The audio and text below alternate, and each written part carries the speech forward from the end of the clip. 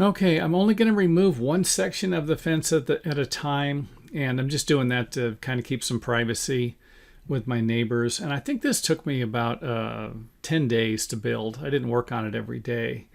So just to give you an idea, you don't have to tear the whole fence down as long as as long as you know where each post is going to go, and you can do that with a string, and I'll kind of give you an idea throughout the video of that. And if I forget somehow, if I say something during these slideshows that I forget about, leave a comment in the comment area and I will address that as soon as possible. So here we have the fence is gone, an idea of it there, the first load of stuff. Again, this isn't, I'm not, getting all the wood. I just drove down and picked up what I'm going to need, basically, maybe a few more posts and a few more fence boards. And we got the nails in there. Now, if you don't have a truck, obviously, you're not going to be doing that. You're going to have to get a load delivered to your house. So here's an existing post footing, and I'm going to give you an idea. I use a vacuum and a chipping hammer to get the concrete footings out. If I can't get them, if it's not easy, I'll usually just use that. And I got a video for that. I will put a link here. I'll put the link right here, but here's the chipping hammer, and I have a little shovel bit on the end of it. It's called a spade bit, and I usually just kind of work my way around.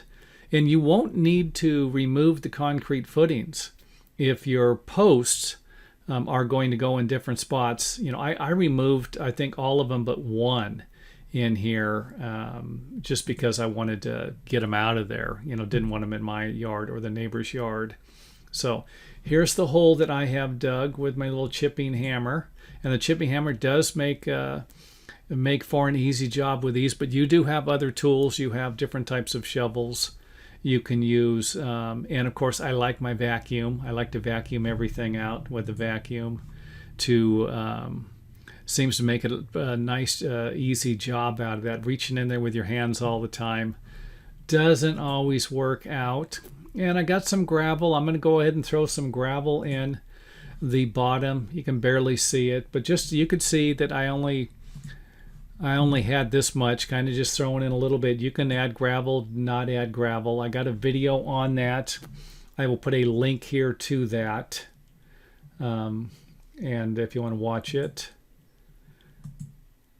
And now it's time to put the post in. And throughout the slideshows, I am going to provide you with some videos. So if you see a link to the video in the slideshow, that'll give you an idea of where I actually filmed the process of one type of the fence construction. So here you can see where I've set the post. In the video, you'll see how I set the post.